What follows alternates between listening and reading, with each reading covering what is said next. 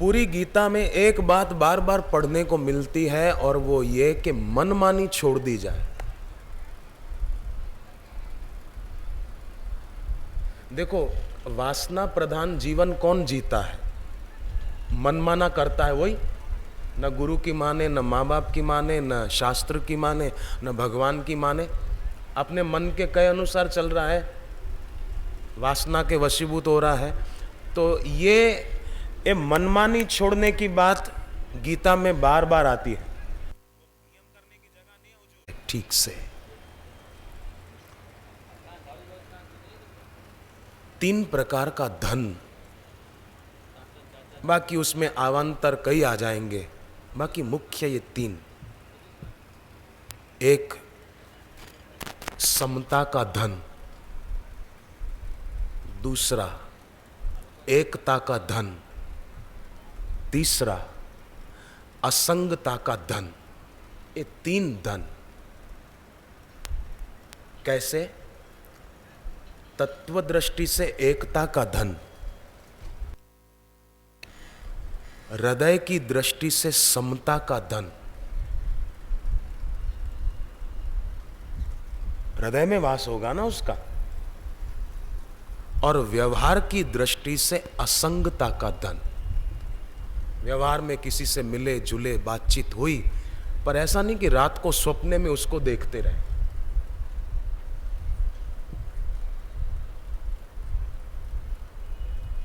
गहराई में जो होगा ना वही दिखेगा।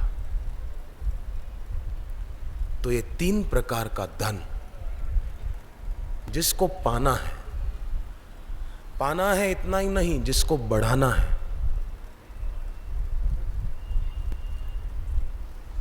वो क्या करे?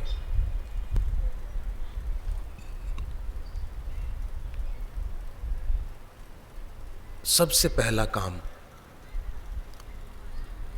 रोज प्रार्थना करे कि हे गुरुदेव, हे मेरे भगवान, मेरी आपके चरणों में प्रीति बढ़े। तो इससे क्या होगा? उनका चिंतन होगा। ठीक है? तो जिनका चिंतन होगा उनके गुण आएंगे। हम अपने ढंग से कुछ करने जाएं तो इतना लाभ नहीं होगा जितना तुम्हारी कृपा पाव कोई कोई। तुम्हारी कृपा में सुख घनेरे, एक कृपा से होता है। आपने शायद देखा हो तो एक चित्र मैंने देखा है, भगवान बाल मुकुंद का चित्र, माने भगवान का छोटा सा बाल रूप। उसमें भगवान अपना ही पैर का अंगूठा चूस रहे हैं। ये अगर देखा हो तो, मैंने देखा है, आपने भी कईयों ने देखा होगा, कई बहनों ने देखा होगा। भगवान अपने ही पैर का अंगूठा चूस रहे।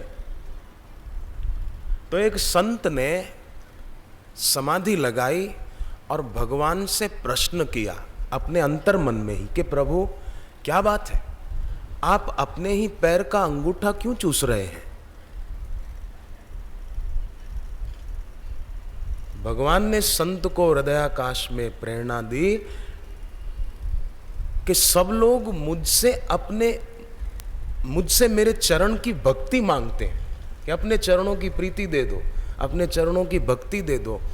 तो मैं सोच रहा हूं कि मेरे चरणों में ऐसा तो क्या है कि सब उसकी भक्ति चाहते हैं, तो मैं चूस कर देख रहा हूं क्या स्वाद है। सबको आता है, सब मांगते हैं। विभीषण ने मेरे से मांगा, गए विभीषण पास पुनी।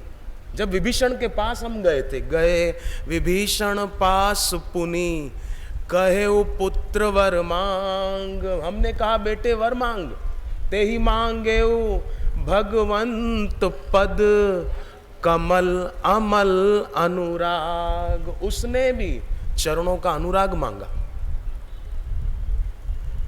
आए अहिल्या के पास, उसको कहा तुझे क्या चाहिए? तो उसने भी कहा, विनती प्रभु मोरी मैं मति भोरी, नाथ न मांगऊ वर आना, पद पद्म परागा रस अनुरागा मम मन मधुप करे पाना। उसने भी यही मांगा।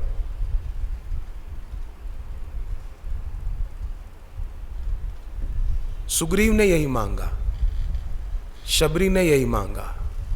तो सब ये मांगते हैं, तो सोचा कि मैं जरा स्वाद लेके देखूं कैसा स्वाद है। तो एक तो ये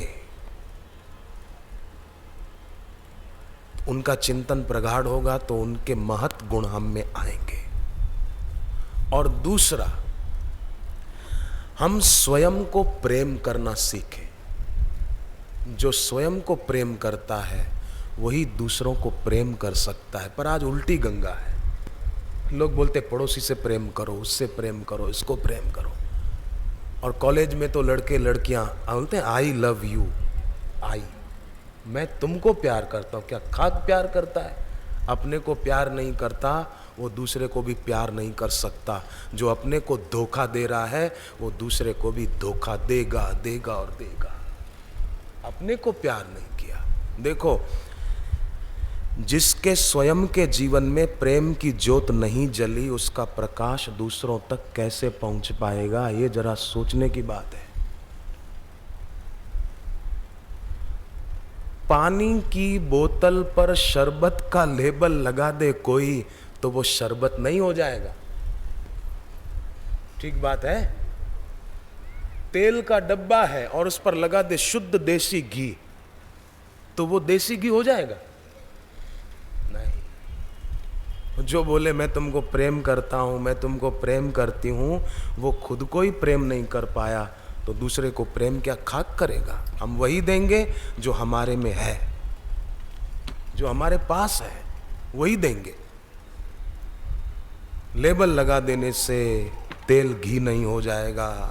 पानी की बोतल पर शरबत का लेबल लगा देने से वो शरबत नहीं हो जाएगा। तो अपने को प्रेम न किया तो दूसरों को नहीं कर पाएगा। और अगर अपने को प्रेम किया, और अपने को प्रेम करना मतलब क्या? अपने को प्रेम करना मतलब ये कि अपनी मनमानी छोड़ देना, ये अपने को प्रेम करना है। मनमाना आचरण छोड़ना, ये अपने को प्रेम करना है। और ध्यान रहे, अपने को प्रेम किया तो शुरुआत तो स्वार्थ की है,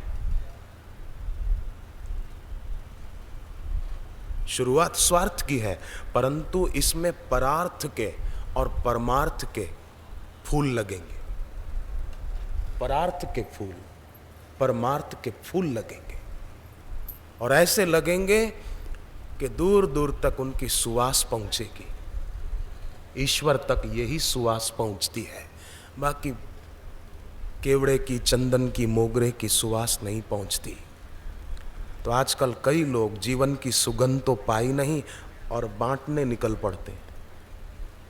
सुगंध का परिचय नहीं है।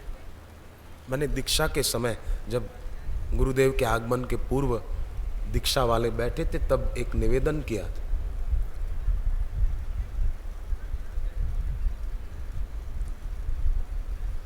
बीज होता है ना, बीज, किसी भी वृक्ष का बीज, बीज हमको फूल नहीं दे सकता, फल नहीं दे सकता। अभी वो बीज है, वो कैसे फल देगा? कली अभी पूरी तरह खिलकर फूल नहीं बनी, तो सुगंध कैसे मिलेगी? ऐसे ही जो अज्ञानी गुरु हैं, जिनको भगवत तत्व का साक्षात्कार नहीं हुआ है, वो भी बीज है, उसमें स्वयं फल नहीं लगा तो हमको क्या देगा? जो खुद अज्ञानी है, केवल विद्वान हो गया है, बस कुछ सूचनाएं एकत्रित कर ली है, बस वो समझो कली है, कली, अभी वो फूल नहीं बना, तो हमको क्या सुगंध देगा? उसके पास नहीं है, उसको सुगंध का कोई परिचय नहीं है, तो हमको सुगंध नहीं दे पाएगा। तत्वज्ञानी महापुरुष वो अब पूर्णतया हमको मोक्ष रूपी फल देने में समर्थ है। भागवत जी में कथा आती है 10वें स्कंद में कि भगवान कृष्ण को मारने के लिए जरासंध और काल यवन पीछे पड़े। भगवान कृष्ण ने मथुरा से भागना शुरू किया। भागते भागते भगवान मथुरा से दौड़ना शुरू किए, तो मथुरा से ग्वालियर की तरफ जाते हैं तो रास्ते में धौलपुर आता है। धौलपुर के पास एक गुफा थी, उसमें भगवान प्रवेश कर गए। अब कहाँ मथुरा, कहाँ धौलपुर, कितना दौड़े कृष्ण भगवान। गुफा में अंदर प्रवेश कर गए तो काल यवन भी उनके पीछे पीछे गुफा में प्रवेश कर गया। तो एक देखा कोई चादर ओढ़ के सो रहे हैं। काल यवन को लगा कि यही कृष्ण है, पैर से ठोकर मारी। जो सोया था आंख खुली, चादर हटाई, जो ही काल यवन को देखा, काल यवन भस्म हो गए, राख हो गए। अब श्री कृष्ण भगवान मुस्कुराते हुए बाहर आए, पीछे से छुप कर बैठे थे, पीछे आए, बड़े राजी हो रहे थे कि एक पंथ दो काज हो गए। वो व्यक्ति राजा मुचकंद थे। राजा मुचकंद देवताओं की मदद करने गए थे, राक्षसों से युद्ध करना था तो मदद में गए थे। राक्षस हार गए, देवताओं ने मुचकुंद राजा को कहा वरदान मांगो, कुछ भी जो मांगोगे हम देंगे, पर मोक्ष को छोड़कर, क्योंकि हम मोक्ष देने में समर्थ नहीं है। ये भागवत में कथा है। अब देवताओं के पास देने का सामर्थ्य जो नहीं है, वो सामर्थ्य गुरुदेव के पास होता है। जो देव के पास नहीं, वो गुरुदेव के पास होता है। इसलिए कहते हैं गुरुदेव माने सबसे बड़े देव। पर ध्यान रहे, जो अभी बीज है वो गुरुदेव नहीं है, अभी बीज है। जो अभी कली है, अभी फूल खिला नहीं, वो सुगंध नहीं दे पाएगा। जिसका खुद का मोक्ष नहीं हुआ, जो स्वयं मोक्षानुभूति नहीं कर पाया, वो दूसरों को नहीं दे सकेगा। बातें कर सकेगा, शब्द सुना सकेगा मोक्ष के विषय में, पर शब्दों से सत्य की अनुभूति नहीं होगी। कृपा से सत्य की अनुभूति होगी, शब्दों से नहीं होगी। शब्द तो जाल है, एक प्रकार का जाल।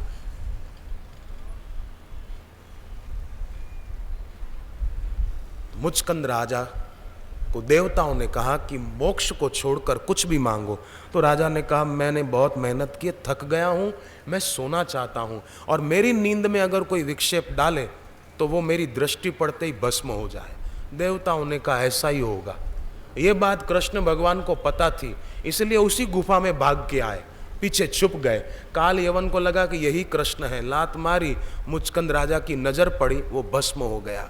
भगवान ने कहा एक फायदा तो ये हुआ कि एक असुर मारा गया, और दूसरा फायदा ये हुआ कि भक्त ज्यादा देर तक सोया रहे ना तो अच्छी बात नहीं है। भक्त भी जाग गया और असुर भी मर गया, दोनों काम हो गए, अच्छा हुआ। तो भगवान गुफा में गए तो दो काम हो गए, भक्त भी जागा, असुर भी मर गया। भगवान का नाम गुरु की दीक्षा के द्वारा जब किसी के दिल में प्रवेश करता है तो विकार रूपी असुर मारा जाता है और भक्त के जीवन में जागृति आ जाती है। और जागृति आएगी तो फिर उसके जीवन में तत्व की दृष्टि से एकता, हृदय की दृष्टि से समता और व्यवहार की दृष्टि से असंगता। वो सोएगा तो भी असंग, उसको नींद में कोई लड़का या कोई लड़की नहीं दिखेगी। दूसरा दिखेगा तो उसको स्वप्न दोष, प्रदर रोग, ये बीमारी, बीमारी द्वैत के कारण है, जो द्वैत के कारण। इल्जाम आईने पर लगाना फिजूल है, इल्जाम आईने पर लगाना फिजूल है, सच मानिए हुजूर आपके चेहरे पर ही धूल है। चेहरे पर धूल है और आईने को इल्जाम लगा रहा है कि आईना गंदा है। सच मानिए हुजूर आपके चेहरे पर धूल है, इल्जाम आईने पर लगाना फिजूल है। क्यों लगाना? अपनी धूल को हटा दें, अपने जीवन में जो द्वैत की धूल है उसको हटा दें, और अद्वैत स्वरूप जो स्वयं अद्वैत हैं गुरु। उड़िया बाबा को किसी ने पूछा कि क्या आप अद्वैत सिद्धांतवादी हैं? बोले नहीं नहीं, मैं कोई अद्वैत सिद्धांतवादी नहीं हूं, मैं स्वयं अद्वैत हूं, मैं स्वयं साक्षात अद्वैत हूं। गुरु स्वयं अद्वैत है, और गुरु के सानिध्य में शिष्य अद्वैत न करे, व्यवहार में करे बाकी एको ब्रह्म द्वितीयो नास्ति, पर गुरु के सामने आए तो अद्वैतम भावये नित्यम सर्वावस्थासु सर्वदा कदाचिदपि नो कुर्यात अद्वैतम गुरु सन्निधौ। गुरु के आगे बोले हाँ, जो आप हैं वो मैं हूं, जो मैं हूं वो आप हैं, फिर मैं आपकी सेवा क्यों करूं? तो ये कितना निकृष्टपना है बुद्धि का। वहां तो आप मेरे स्वामी हैं, मैं आपका सेवक हूं। तुम हो स्वामी मैं सेवक हूं, ये संयोग पुराना है, हम भक्तों को भूल न जाना, तुम बिन कहाँ ठिकाना है। वहां तो ये द्वैत रहेगा।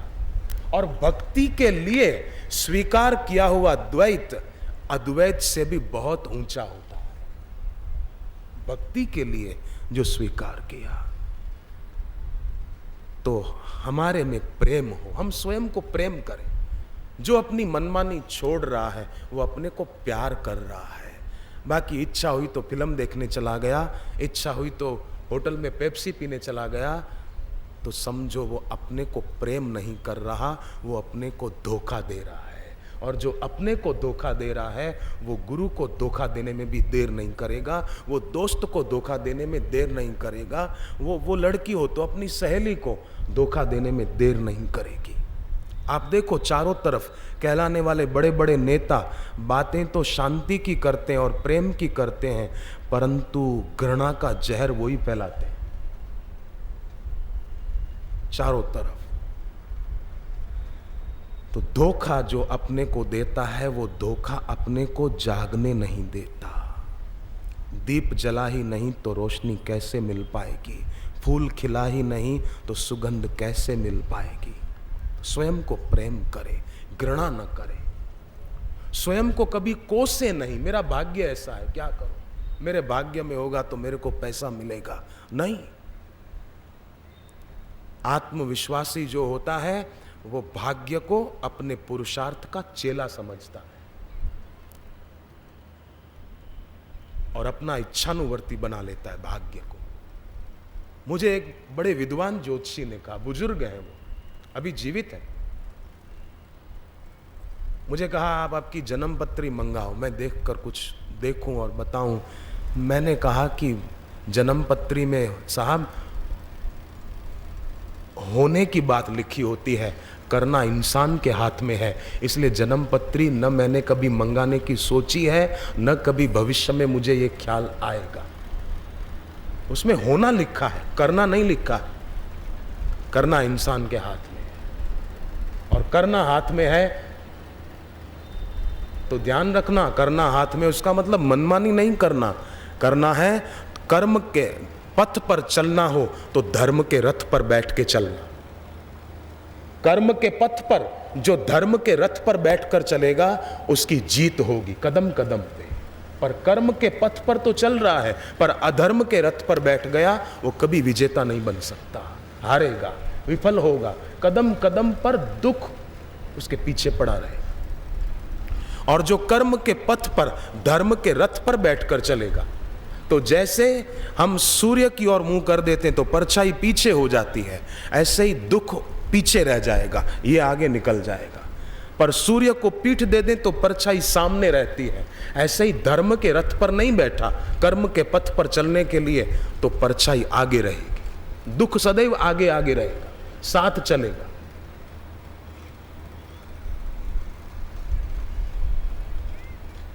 मानो वो बोलेगा कि ये दोस्ती हम नहीं छोड़ेंगे, सदैव साथ में रहे।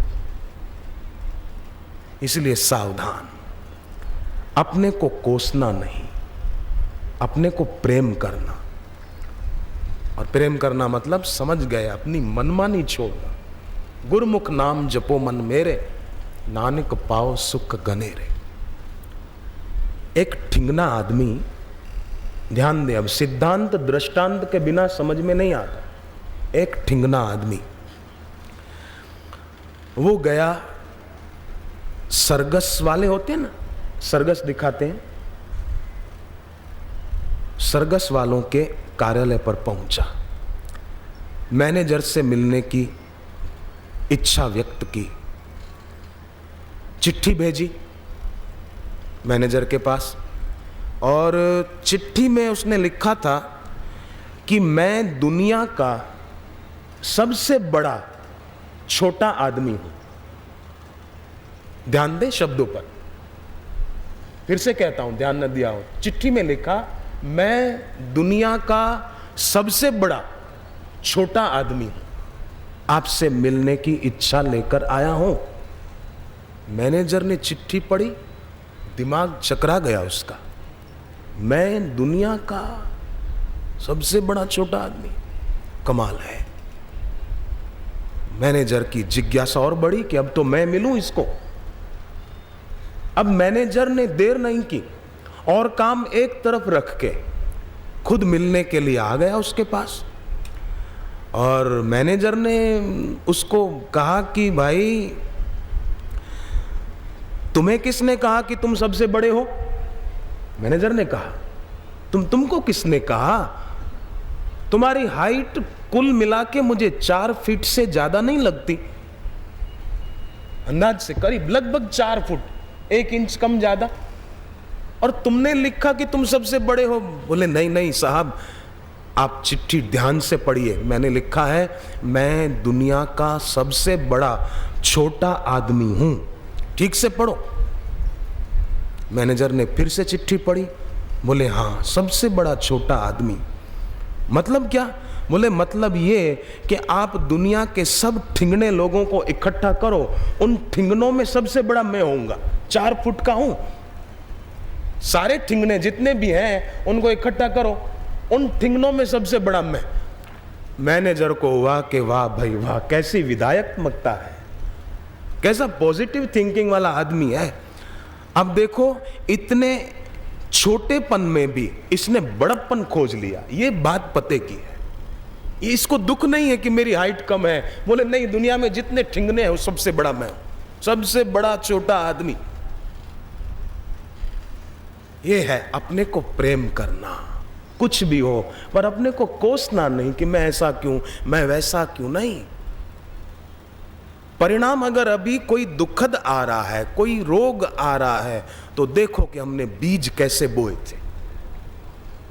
बेहोशी में कोई ऐसे वैसे बीज तो नहीं बोए थे जिसके कारण अभी मिर्ची के फल लगे, कड़वी अदरक लगी है। जरा ध्यान देना होगा। उठो मानव, आंख खोलो, सो चुके हो अब न सोना। तो लोग कई ऐसे होते हैं जो अपने को प्रेम नहीं करते, वे बड़प्पन में भी छोटेपन को खोज लेते हैं। अब नेपोलियन की बात कहूं, नेपोलियन की भी हाइट थोड़ी कम थी, अब ये सबसे बड़ा छोटा आदमी बात आई तो कहूं, उसकी हाइट कम थी। तो एक दिन क्या हुआ कि घड़ी शायद बंद हो गई थी, दीवार पर लगी थी, बंद हो गई थी, तो हाथ पहुंच नहीं रहा था।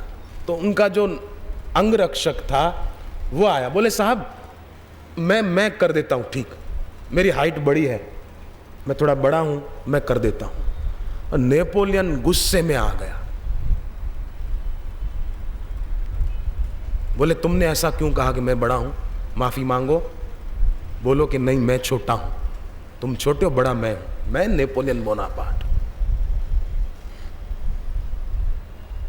छूटता ही नहीं है